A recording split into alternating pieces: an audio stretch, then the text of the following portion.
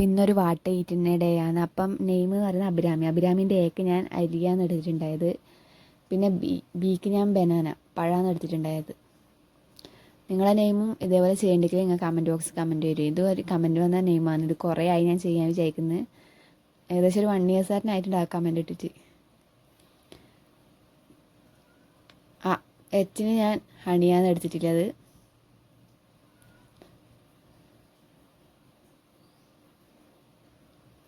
ഐക്ക് ഞാൻ പിന്നെ ഒരു ഐസ് ക്യൂബ് എടുത്തിട്ടുള്ളത്. ആറിന് ഞാൻ ഒരു റാബ്രി വർസിലൊരു മുട്ടായി എടുത്തിട്ടുള്ളത്.